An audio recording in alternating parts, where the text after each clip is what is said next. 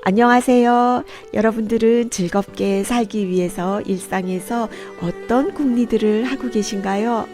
오늘은 여러분들과 함께 마법의 언어에 대해서 이야기를 나눠보고 싶습니다. 수필? 아니고요. 사는 이야기 하고 싶습니다. 꽃도 이쁘게 피고 이제 점점 날씨도 따뜻해질 텐데 우리 건강을 생각하는 이 시점에 뭔가 여러 가지 혼돈스러운 것도 사실인 것 같아요. 이럴 때 내게서 무심코 흘러나온 말이 상대방에게 가시처럼 꽂히게 되거나 서로가 예기치 못한 상황이기 때문에 부딪히는 경우가 종종 있지 않을까 짐작해 봅니다. 여러분 행복하세요? 네, 행복은 뭘까요? 네, 행복을 위해 사는 것이 아니다 라고 누군가 얘기를 하고 그저 주어진 대로 자기의 선택 속에서 사는 거다 라고 생각하는 분도 계신 것 같습니다. 네, 어찌되었건 삶은 자기 생각대로 아주 뚜렷한 주관 속에서 올곧게 살아가는 것이 멋진 삶이 아닐까 이렇게 생각하는데요. 뭔가 앞을 내다보면서 멋지게 점프하는 저 여성의 마음속은 그야말로 행복 가득하겠죠. 우리가 행복할 때 불행 속에서 막막할 때 뱉어내는 언어는 굉장히 큰 차이가 있습니다. 또한 내 마음 속에 있던 것이 밖으로 빠져나오면서 그것이 나 혼자의 것이 아니라 상대방과 함께 공유가 되어버릴 때 이거는 엄청난 파급이 되는 거죠. 이게 비즈니스상의 문제가 되어버리면 정말 먹고 사는 문제까지도 번지는 수가 있기 때문에 우리들에게 이 언어의 힘 그리고 언어의 중요성은 사실은 일상에서 그리고 가장 가까운 분과의 어떤 대화 속에서 먼저 이루어져야 되는 것이 아닐까라는 것을 생각하게 됩니다. 이 마법의 언어 이걸로 우리 한번 오늘 행복을 잡아보자고요. 있잖아요. 일상에서 대체적으로 즐겁지 않다라고 느끼는 사람들은요, 마음속에 이런 심리를 가지고 있대요. 그냥 살기 힘들다고 느껴지고요.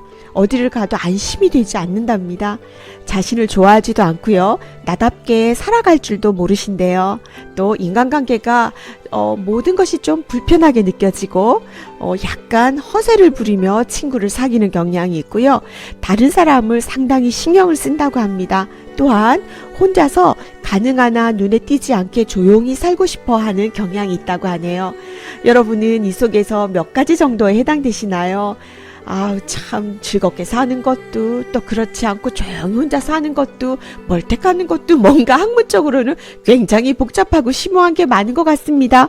여하튼 이렇다라고 하는 것은 마음에서 내려진 뭔가 나의 저주래요. 이 저주를 없애버려야 되겠죠. 그죠? 네.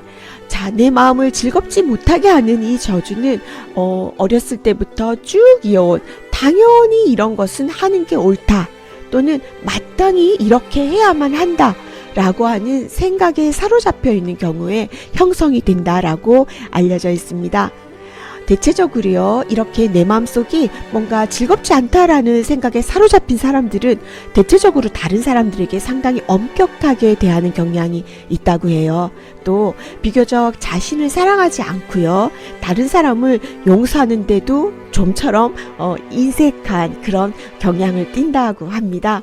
여러분은 어떤가요? 사실은 한쪽으로만 치우칠 수 있는 부분이 아니기 때문에 이런 경우 저런 경우 적당하게 섞인 상태가 아닐까라는 걸 저는 떠올리게 되고요. 또 가능하면 좀 이렇지 않은 즐거운 마음을 가질 수 있는 그런 상황의 나로 지내고 싶다라는 마음이 커집니다. 근데 지금 말씀드린 이런 상황에 있는 사람들을 우리는 뭐라고 얘기를 하냐면 완벽주의라고 통상 심리학적인 차원에서는 그렇게 부른다고 하죠. 사회에서도 이런 사람들을 종종 만나는 경우가 있게 되는데요.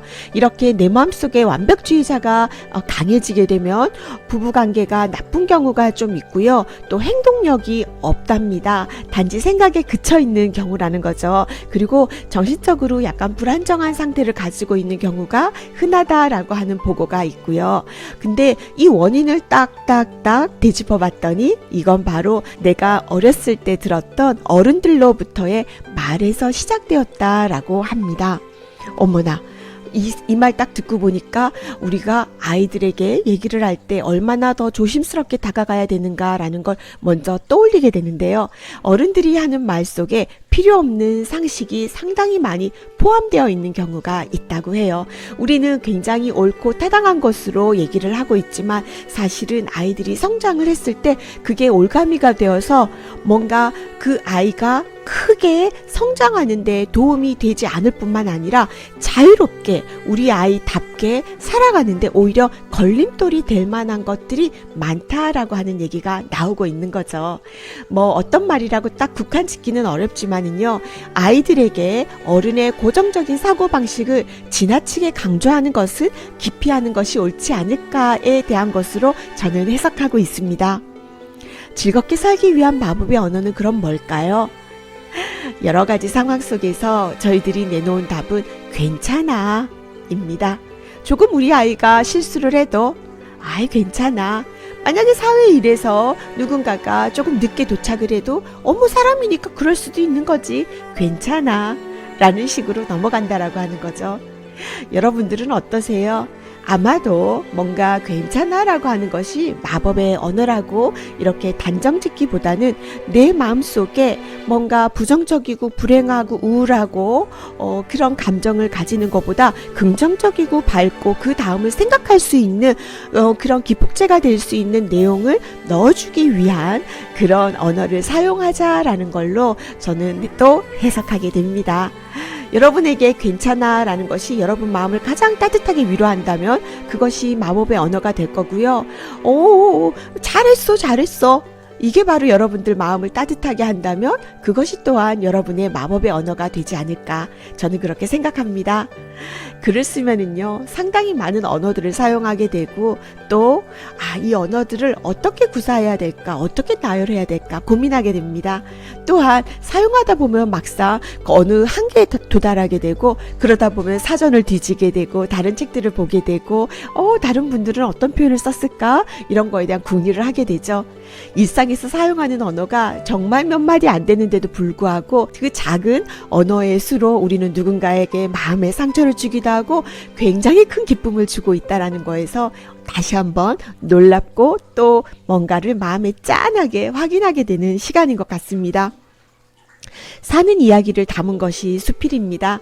오늘 비단 마법의 언어에 대한 얘기만이 아니고요. 나의 이야기를 담은 이 수필 한 편이 나오기 위해서는 우리는 일상의 많은 이야기들을 언어로 나열하지만 어쩌면 그게 한 편의 작품이 되었을 때는 누군가의 마음을 감동시키고 누군가의 마음에 뭔가의 조언을 주고 또 깨달음을 주는 그런 한 편의 마법이 되는 건 아닐까라는 걸로 저는 생각을 이어갔어요. 뭔가 고민이 크세요?